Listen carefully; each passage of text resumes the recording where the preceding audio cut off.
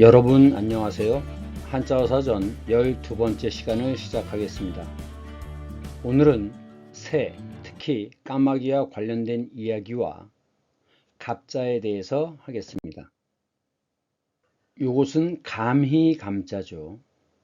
그리고 이것은 눈목이어서 그래서 새가 공중에서 땅을 굽어본다는 뜻이죠. 그래서 이것은 굽어볼 감자죠.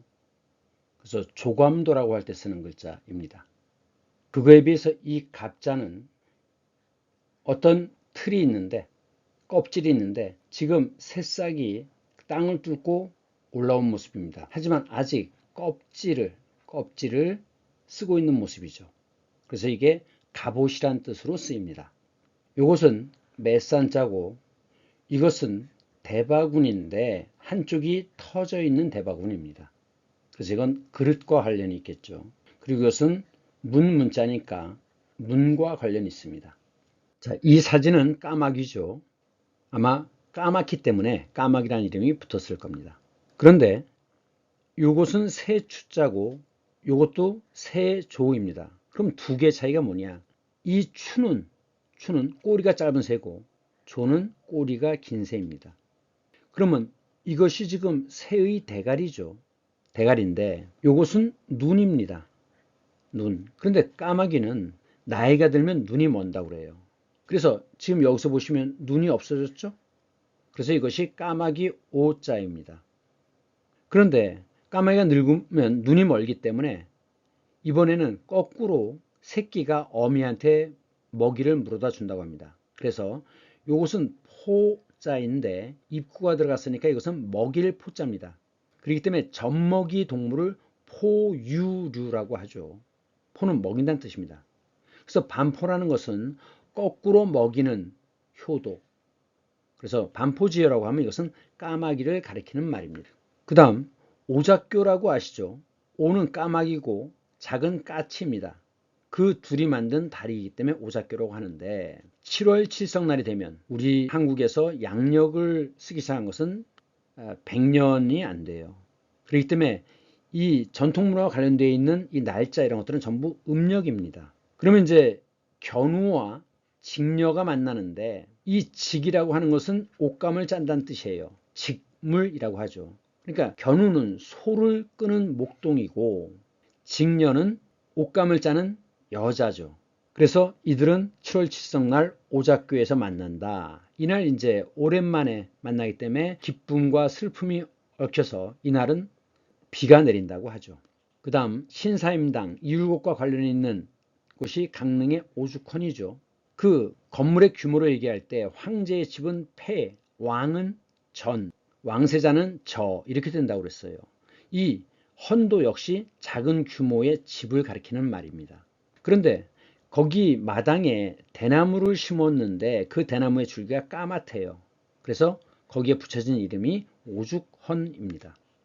그 다음 이것은 돌인데 까만색 돌을 오석이라고 합니다. 그리고 이것은 발족자죠. 발이 3개 달린 까마귀. 이것은 동아시아 지역에서는 다 숭배의 대상이었어요. 이 신라의 연호랑 세오녀 이야기가 있죠. 하루는 연호랑이 바다에서 해물을 채취하러 이제 바다에 나가서 바위에 올라섰는데 그 바위가 그 연호를 일본으로 데려가서 일본 사람들이 신기해가지고 왕으로 삼았다고 합니다. 그 아내인 세오녀, 여기도 오자가 들어가 있죠. 세오녀는 남편을 찾으러 바다에 나왔는데 어떤 바위에 올라서니까 또 그 바위가 역시 세오도 일본으로 데려갔다는 거죠. 그래서 이제 그 신라에서는 해와 달이 빛을 잃게 되어서 점술사에게 점을 쳐봐라 그랬더니 1월의 정기가 일본으로 갔기 때문에 그렇다. 그래서 이제 사신이 일본을 찾아가니까 연호가 하는 말이 하늘이 시킨 일이니 어찌하겠는가 그러면서 새우가 짠 옷감을 주었다고 합니다. 그래서 그걸 가지고 와서 제사를 지냈더니 다시 해가 나타났다는 거죠. 그래서 해를 맞이한 것이 맞는다는 게 영이거든요. 해일. 그래서 이 지명이 포항에 있는 영일이고 그 만을 영일만이라고 합니다. 이처럼 이 까마귀는 동아시아에서 숭배의 대상이었어요. 그러다가 음양 오행 사상이 널리 퍼지면서 북쪽은 검은색이고 이 북쪽은 죽음을 의미하거든요. 그래서 이제 저승사자들이 검은색 옷을 입는 것입니다. 그렇기 때문에 이제 검은색이 죽음을 상징하기 때문에 재수가 없다. 그래가지고 까마귀의 이미지가 바뀌었어요. 지금도 어떤 그 아파트를 보면 4층이 4가 죽을 사자와 음이 같다 그래갖고 4라고 쓰지 않고 F 이렇게 단추를 표시해 놓은 아파트들이 있죠. 오행 때문에 까마귀에 대한 생각이 바뀌게 된 것입니다. 그 다음에 오른쪽 두 개는 다 고구려 고분 벽화인데 지금 여기 보시면 이게 해입니다. 해 속에 다리가 셋 달린 까마귀가 있죠. 그리고 밑에 그 벽화를 보시면 오른쪽 남신이 머리에 들고 있는 것은 해이고 해 속에 까마귀가 있어요. 그리고 이 여신이 들고 있는 이것은 달인데 달 속에 두꺼비가 있습니다. 그러면 까마귀는 다리가 셋입니다. 그래서 이것은 해를 상징하고 그리고 홀수는 양이에요. 그렇기 때문에 살아있는 것은 양이니까 세배를 할 때 한 번 또는 세 번을 하는 거죠. 그랬더니 학생들이 그런 얘기를 해요. 아니 나 세배할 때 두 번 절하는데 아니죠. 한 번을 큰 절을 하고 다른 하나는 이제 물러가겠습니다 라고 목례를 하는 겁니다. 반배를 하는 거죠. 그래서 세배를 할 때는 한 번과 세 번을 하는 것이지 두 번 하는 게 아닙니다. 그럼 제사를 지낼 때는 어떠냐? 자, 두꺼비는 다리가 넷이죠. 그래서 이 짝수는 음을 의미합니다. 그래서 제사를 지낼 때 귀신에게 지내는 거죠. 귀신은 음입니다. 그래서 제사 지낼 때 두 번이나 네 번 짝수번으로 절을 하는 것입니다. 그런데 그 달 속에는 두꺼비가 있다고 하지만 사실은 우리 전래 민담에서는 토끼가 있다. 토끼가 방을 찍고 있다라고도 얘기합니다. 그런데 어쨌든 이 두꺼비는 음을 의미하는데 양을 의미하는 것이 하늘이라면 음을 의미하는 건 땅이죠. 그래서 이 두꺼비는 땅과 관련이 있어요. 옛날의 부자들은 지금도 그렇습니다만은 부자들은 땅을 많이 갖고 있죠. 그래서 지금 이 사진을 보시면 이것은 전주 이씨 삼척시 화수회인데 우선 화수회라는 건 뭐냐? 화는 꽃이고 수는 나무입니다. 나무 중에서도 큰 나무죠. 결국은 꽃과 나무는 뿌리가 있기 때문에 줄기가 있고 가지가 있고 꽃이 피는 것이다. 그래서 무슨 뜻이에요? 뿌리를 잊지 말아야 한다. 그렇기 때문에 종친회를 화수회라고 하는 곳이 많습니다. 그런데 이 삼척에서는 특이하게도 좀 큰 건물에는 다 이 두꺼비상이 있습니다. 아마 그 땅과 관련해서 복을 비는 거겠죠. 그래서 부자가 되게 해달라는 뜻일 겁니다. 그래서 이제 중국에 관광을 가보면 나무로 두꺼비를 만들어서 그 기념품을 파는 곳이 굉장히 많은데 역시 이것도 부자 되세요와 관련이 있는 것 같고 그 다음에 어린애들이 모래 갖고 장난할 때 그러죠. 두꺼봐 두꺼봐 헌집 주께 새집 다오 이게 다 땅, 건물과 관련되어 있는 것이기 때문에 두꺼비에게 비는 것이다 라고 생각됩니다. 그 다음 이것은 솥대라고 얘기하죠. 솥대. 근데 이 부분은 아마도 누구는 솥대의 새가 오리다 이렇게 얘기하는데 저는 까마귀가 아닌가라고 생각됩니다. 이 솥대라고 하는 것은 소도와도 관련이 깊은데 만 시대에 소도라는 곳이 있었죠. 제사장이 지배하는 영역인데 죄인이라 하더라도 죄인이 소도에 들어가면 잡아내지 못했다고 합니다. 결국은 신성한 곳이라는 거죠. 즉 까마귀가 신성함을 상징했기 때문이라고 생각되고 이 소도의 형태가 솥대가 된 것이 아닌가라고 생각됩니다. 비둘기는 성당과 교회에서 성령의 상징이죠. 이는 노아의 방주와 연관이 있다고 생각합니다. 우선 방자는 모방자죠. 그래서 큰 파도에도 휩쓸리지 않게 바닥이 네모난 그런 배이기 때문에 방주라고 합니다. 계속 홍수가 계속되는데 이윽고 한참 시간이 지난 다음에 노아는 비둘기를 날려보내죠. 그런데 그 비둘기가 올리브 가지를 물고 돌아왔다고 합니다. 그 올리브 가지를 물고 돌아왔다는 얘기는 뭐냐면 나무를 발견해서 그래서 그 가지를 물고 왔다는 거죠. 그래서 그 홍수 속에 시달리던 인간에게 바로 희망의 상징이 되었던 것이래. 자, 그래서 비둘기는 평화의 상징이라고 합니다. 상징이에요. 상징. 국어 시험에는 비유와 상징에 관한 문제가 많이 나오는데 두 개를 분명하게 구분할 필요가 있습니다. 예를 들어서 돼지 같은 놈이라고 욕을 한다면 두 마리가 서로 싸우고 있는 거죠. 침을 질질 흘려가면서. 그런데 이제 돼지 같은 놈이라는 건 처먹기만 하고 욕심이 사납고 그랬을 때 그 사람과 돼지가 지니고 있는 속성이 비슷한 점이 있는 거죠. 공통점이 있는 겁니다. 그랬을 때 이것은 비유이고 상징은 뭐냐? 실제로 비둘기는 평화와 사실은 무관합니다. 비둘기 떼를 보신 적이 있겠지만 비둘기는 굉장히 욕심이 사납거든요. 그래갖고 몸집이 큰 놈이 옆에 있는 놈을 마구 쪼아댑니다. 그래서 실제로 비둘기가 지니고 있는 속성과 이 평화 사이에는 비슷한 점이 공통점이 없어요. 그랬을 때 연결되면 그것을 상징이라고 합니다. 그 다음에 상생과 상극에 대해서 볼 텐데 상은 서로란 뜻입니다. 서로상. 그런데 계속 성경에도 계속 비가 내리지 않았습니까? 비가 내렸어요. 그런데 언젠가는 다시 땅이 드러나죠. 이것을 토극수라고 합니다. 토극수. 이 극이라고 하는 한자는 이거는 투구예요.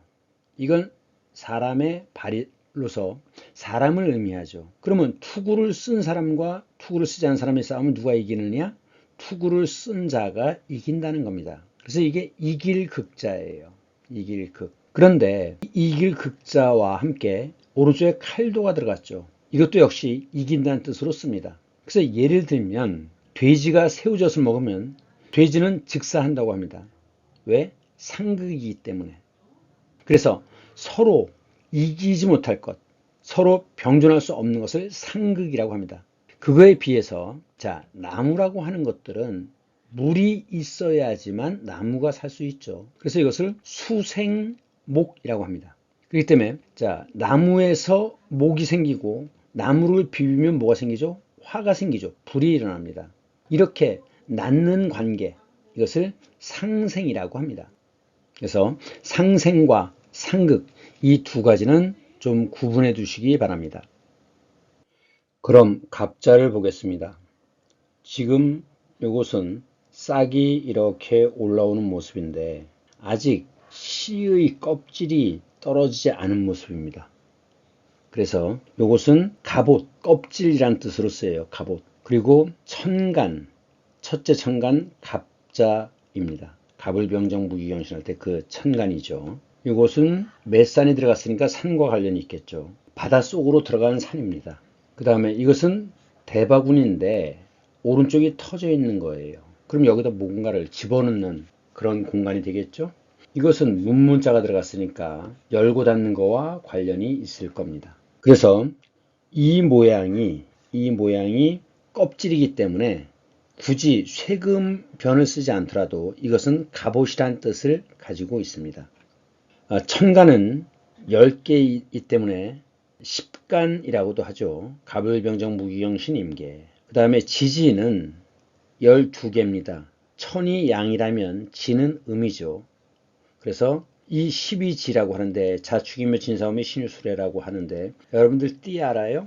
자는 무슨 띠? 쥐, 축, 소, 인, 호랑이, 묘, 토끼, 진, 용, 사, 뱀, 오, 말, 미, 양, 신, 원숭이, 유, 닭, 술, 개, 해, 돼지죠.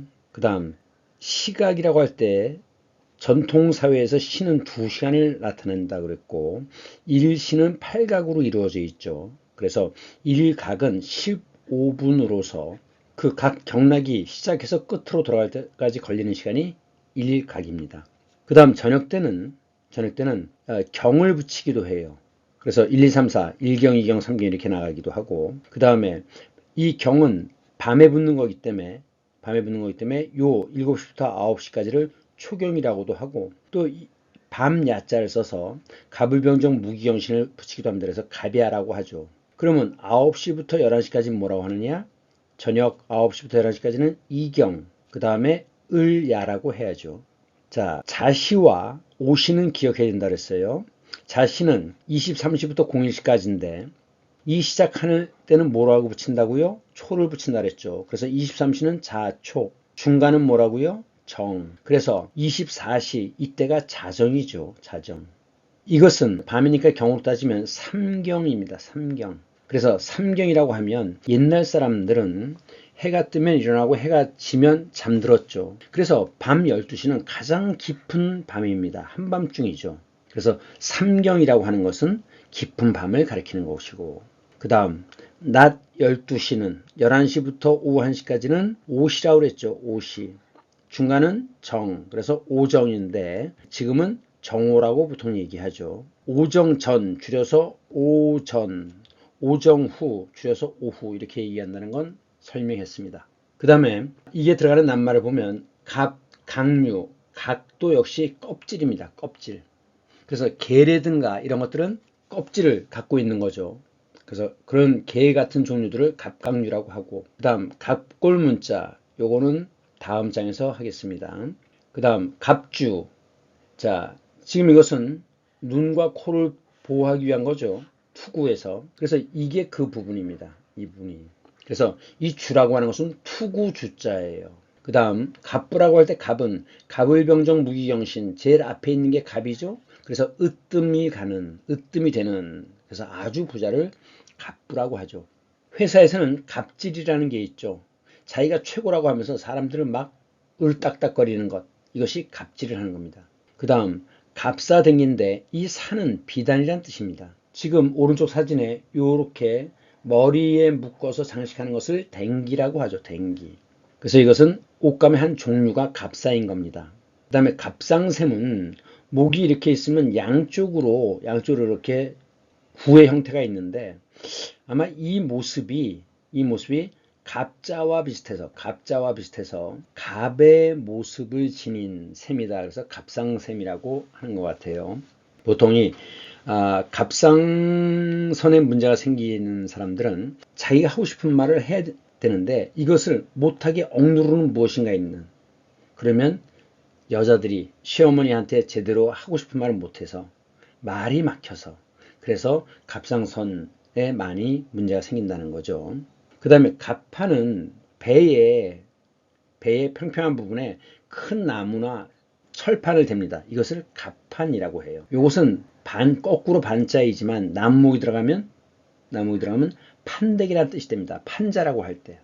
그것이 갑판이고, 그 다음에 쇠로 배를 둘렀어요. 그것을 철갑선이라고 하죠. 이때 갑은 갑옷이란 뜻입니다. 그 다음 육으로 쓰이는데 우리 육 중에 뭐 병신 육갑하네 이런 말이 있습니다. 이건 뭐냐면 옛날에 계산을 할 때는 손가락이 모두 60마디로 되어 있어요. 그래서 제일 첫 마디부터 갑자, 을축, 병인 이렇게 해갖고 옛날엔 계산을 했습니다. 그러면 이 10간과 12지가 한 번 도는데, 갑자, 을축해서 도는데 모두 몇 번 걸려요? 모두 최소 공배수 60번이 되죠. 그래서 이제 이 60을 가지고, 손에 있는 60마디를 가지고 계산을 했는데, 고려 때도 그렇지만 조선 때는 산과라는 게 있었습니다. 산은 산수죠. 계산하다. 그래서 예를 들면 자, 지금 여러분들은 산과 시험 응시생입니다. 5초 내로 답해야 됩니다. 자, 25 곱하기 25는 얼마? 625. 그러면 합격 이렇게 되는 거죠. 그래서 이 산과는 기술직이었어요. 그리고 이들의 신분은 중인 계급이었습니다. 과거 시험에 있었습니다. 그래서 사실은 이 산과에 합격한다는 게 그 당시에는 쉬운 일이 아니죠. 그래서 좀 똑똑하다는 사람들도 사실은 계산하기가 매우 어려운데, 모질이가 모자라는 사람이 손가락을 가지고 갑자울축하고 있는 거예요. 그럼 60까지 셀 동안에 갑이 몇 번 들어갑니까? 6번 들어가죠. 그래서 이제 그렇게 계산하고 앉아 있는 것을 육갑하네라고 얘기하는 겁니다. 육갑자죠. 마찬가지로 자, 환갑부터 봅니다. 환갑 또는 회갑, 환이나 회는 둘 다 돌다란 뜻이죠. 돌아오다. 그럼 이건 뭐냐면 갑자입니다. 갑자에서부터 시작해서 다시 갑자로 돌아오는데 얼마 걸려요? 60이 걸리죠. 그래서 만으로 60살일 때 갑자로 다시 돌아왔다고 해서 환갑 또는 회갑이라고 하는데, 옛날에는 사실은 30대 중반이면 대부분 죽었어요. 그래서 나이 60까지 사는 것은 대단히 오래 사는 겁니다. 그렇기 때문에 한국 나이로 60. 자, 이 순이라는 건 열이란 뜻이죠. 그래서 한 달이 어떻게 나뉘어져요? 처음 열흘, 초순, 다음 중순, 하순 이렇게 되죠. 열이란 뜻입니다. 열. 그래서 한국 나이는 태어나면 한 살이죠. 그래서 이제 육순은 한국 나이로 60일 때 육순을 하는 겁니다. 육순 잔치를 하는 거예요. 그래서 그 다음 해가 환갑이고 그 다음에 진갑은 뭐냐면 이제 갑자에서 다시 갑자로 가는 겁니다. 그러니까 환갑을 넘은 거죠. 그래서 만으로 61살일 때 이것을 진갑이라고 합니다. 그 다음 갑남을려라고 하는데 갑을병정 무기경신 여기서 갑을병정 그냥 순서대로 그냥 쭉 나가는 거예요. 그래서 남자가 갑이고 여자가 을이다. 이건 뭐냐? 보통 갑남을려 그러면 이제 병남 뭐 이렇게 가겠죠. 그래서 그냥 순서를 셀 뿐이에요. 그래서 이것은 갑남을려라는 건 흔한 사람들입니다. 특별하게 이름이 지명되지 않는 그냥 순서대로 있는 사람들. 그래서 갑남을려, 보통 사람을 갑남을려라고 합니다. 그 다음에 갑론을박이라고 하는데 이 론이라고 하는 것은 주장입니다. 주장. 그래서 주장을 하면서 싸우는 것을 논쟁이라고 하죠. 그래서 갑론을박, 그 갑이 어떤 주장을 하면 을이 반박을 합니다. 이게 갑론을박이에요. 그래서 논이라는 건 뭐냐면 주장입니다. 보통 학문의 세계에서는 정설일 때, 이견이 없을 때 논이라고 붙입니다. 설은 이견이 존재할 때 설을 붙여요.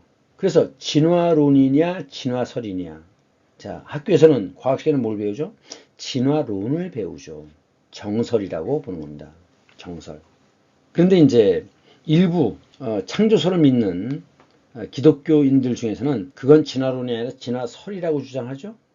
이견이 존재하기 때문에 그렇습니다. 그 다음 여러분들이 국어 시간에 배우는 게 논설문이 있죠.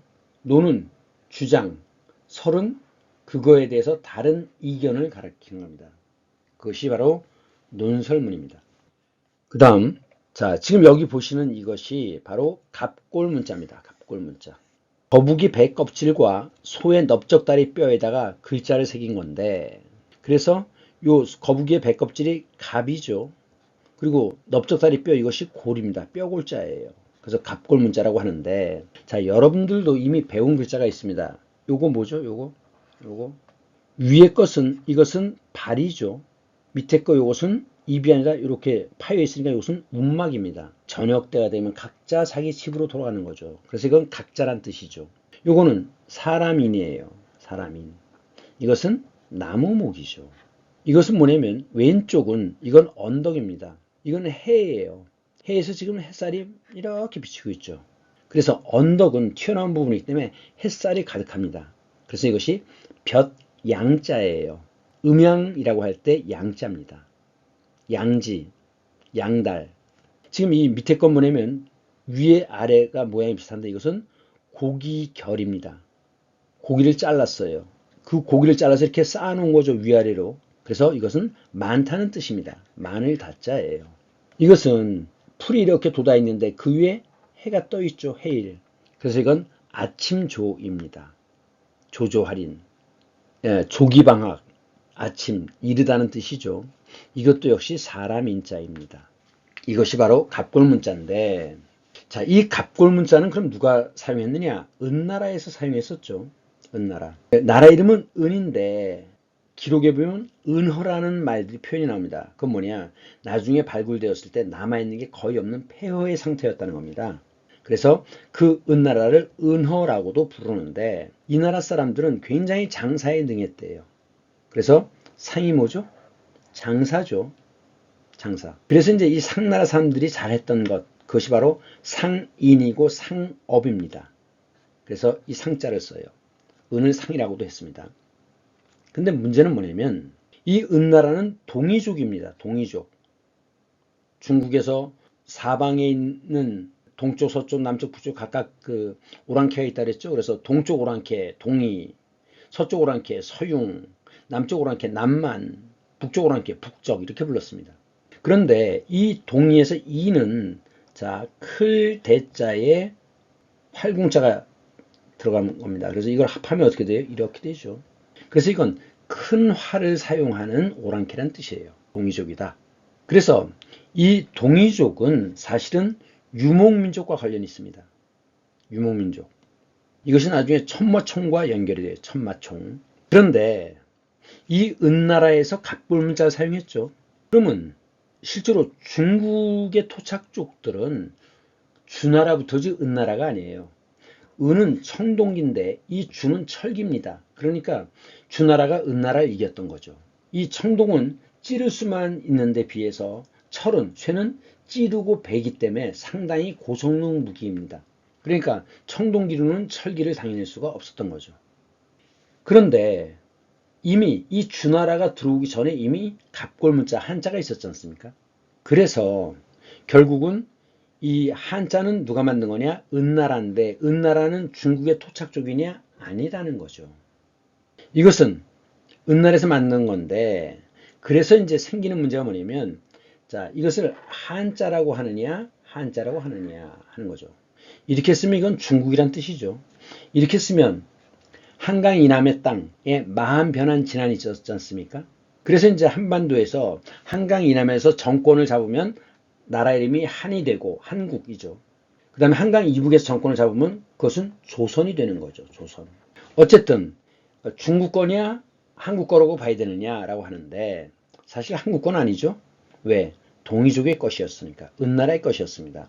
그런데 일제시대 때 중국의 석학 이모당이 그런 얘기를 했었답니다. 한자는 동이족이 만든 건데 그것도 모르니 일본 놈들한테 나라를 빼앗겼지. 이렇게 얘기를 했답니다. 그러니까 중국의 일부 학자들도 이것은 자기들의 글자가 아니라고 하는 사실을 인정하는 거죠. 그런데 이 은나라가 주나라와 싸워서 패배했는데 그 은나라 마지막에 멸망하기 직전에 은나라에 아주 용맹했던 장수가 치우가 있었다고 합니다. 한자로는 이렇게 쓰는데 치우. 천왕이라고도 하고 천황이라고도 하는데 황제 밑에 있는 것이 왕이죠. 그래서 이쪽은 폐라고 부르고 이쪽은 전이라고 부르는 거였죠. 폐하, 전하. 어느 쪽이든 간에. 하여간 이 치우는 실존 인물이었는데 워낙 용맹했기 때문에 주나라가 은나라를 정복하고 나서 주나라의 사람들이 이 치우를 자기들의 전쟁신으로 데려갔다는 겁니다. 그래서 마치 그 치우가 주나라 민족인 것처럼 주장했다는 거죠. 그래서 2002년 그 월드컵 한일전 때 우리나라 젊은이들이 이 치우 천왕의 얼굴을 이제 이렇게 해서 깃발로 만들어서 갖고 나왔지 않습니까? 치우 천왕. 근데 사실 이 붉은 악마의 요 그림은 요건 신라 시대 때 볼 수 있는 벽돌, 귀면화에서 볼 수 있는 얼굴 형태예요. 그래서 이 귀면화라는 건 뭐냐면 귀는 귀신이고 면은 얼굴이죠. 그러니까 이제 겁먹고 물러가라고 나쁜 기운들, 악마, 겁먹고 물러가라고 벽돌에다 이 귀면을 새겼다는 거죠. 그래서 이거를 기와이기 때문에 귀면화라고 하는데 이 붉은 악마에서 나오는 그 귀면 이것은 바로 치우 천왕을 상징화한 것이라고 합니다. 근데 이제 결국 고구려가 당나라에게 멸망당하고 나서 이 중국은 고구려가 유목민족이기 때문에 상당히 두려워했죠. 수나라, 당나라, 고구려를 침범했다가 결국 나라가 멸망했지 않습니까? 그래서 이 고구려의 막강한 힘 때문에 고구려의 남은 백성들을 전부 다 중국으로 어디로 다 끌고 가서 흩어버렸다는 거죠. 그래서 중국 운남성 쪽에 남부 지역에 소수민족 중에 мя오족이 있는데 이 мя오족이 바로 고구려 유민들이라고 합니다. 그래서 우리와 겹치는 단어가 많다고 그러죠. 근데 이 мя오족은 마을 입구에 치우의 사당을 만들어 놓고 이렇게 집에 들어갈 때 나올 때마다 치우 사당에 절을 하고 지나간다고 합니다.